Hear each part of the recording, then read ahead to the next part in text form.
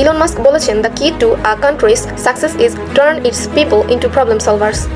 তার মানে একটা দেশের সাফল্য প্রবলেম সলভার্সদের উপরেই ডিপেন্ড করে হয়। একটা দেশে যত বেশি প্রবলেম সলভার্স থাকবে, সেই দেশটা তত বেশি উন্নতির দিকে এগিয়ে যাবে। আসসালামু আলাইকুম এভরিওয়ান। আপনারা একবার চিন্তা করে দেখেন যে আপনাদের লাইফে যত প্রবলেম আছে সব আপনারা এক নিমিষেই সলভ করে ফেলতে পারলে কেমন হতো।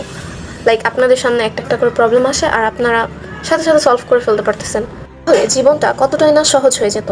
আপনারা কি খেয়াল করেছেন যে আদিম যুগের মানুষের কাছে কোনো অ্যাডভান্স টেকনোলজি ছিল না তাদের প্রবলেমগুলো সলভ করার জন্য, কিন্তু আমাদের কাছে অনেক অ্যাডভান্স টেকনোলজি আছে আমাদের দৈনন্দিন জীবনের ছোট ছোট প্রবলেম বা বড় বড় প্রবলেমগুলো সলভ করার জন্য। আদিম যুগের মানুষদের কাছে অ্যাডভান্স টেকনোলজি না থাকা সত্ত্বেও তারা চেষ্টা করতে করতে এক্সপেরিমেন্ট করতে করতেই প্রবলেমের সমাধান বা সলিউশন খুঁজে পেয়েছে।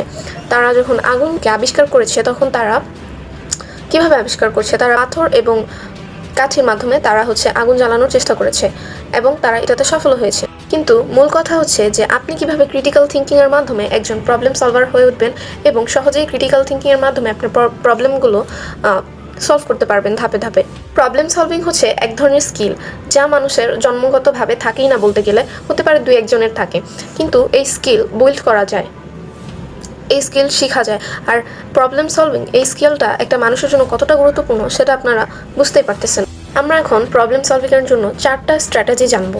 এই 4টা ধাপে আমরা একটা প্রবলেমকে, যে কোনো বড় প্রবলেম হোক ছোট প্রবলেম হোক, আমরা এই 4টা ধাপে খুব সহজেই একটা প্রবলেম সলভ করে ফেলতে পারবো। First, identify what is the problem.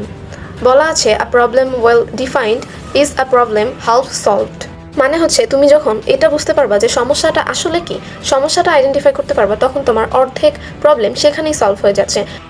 দ্বিতীয় যে স্ট্র্যাটেজিটা সেটা হচ্ছে প্রপার ইনফরমেশন গ্যাদার করা প্রবলেমটা সম্পর্কে। আপনি যে প্রবলেমটাতে পড়েছেন সেটা সম্পর্কে আপনার প্রপার ইনফরমেশন থাকতে হবে। আপনার যদি প্রপার ইনফরমেশন না থাকে তাহলে আপনার সমাধান বের করা এতটাও সহজ হবে না।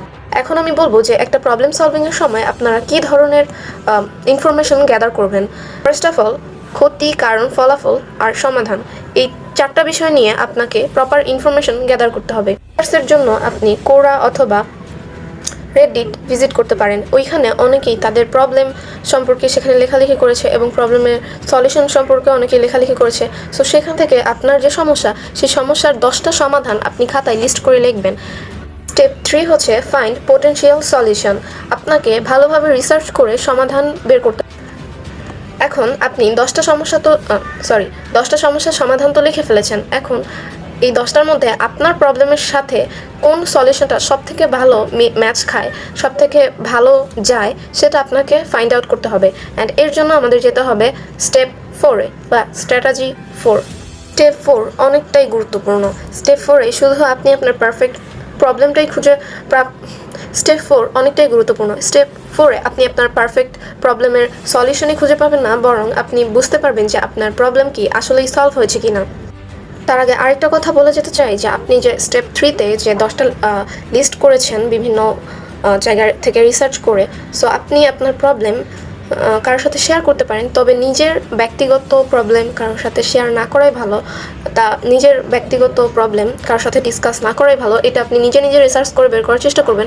কিন্তু প্রবলেম যদি আপনার শুধু একার না হয়, লাইক অনেকজনের প্রবলেম হয়, তাহলে সবাই মিলে ডিসকাস করাটা বেটার।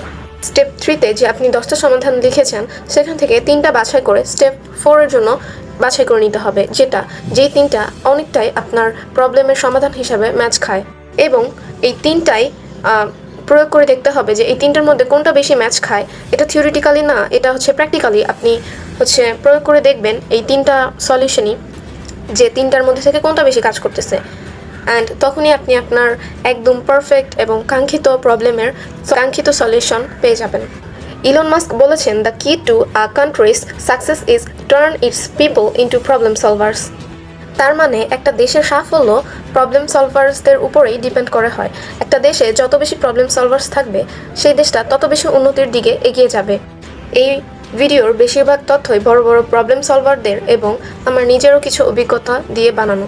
অ্যান্ড যদি ভিডিও ভালো লাগে তাহলে লাইক করে পাশে থাকতে পারেন। অ্যান্ড সবশেষে এটাই বলবো, যেটা প্রত্যেকটা ভিডিও শেষে বলি, যে নিজের খেয়াল রাখবেন, কারণ আপনার কিছু হইলে আমার ভিডিওকে দেখবে। আল্লাহ হাফেজ।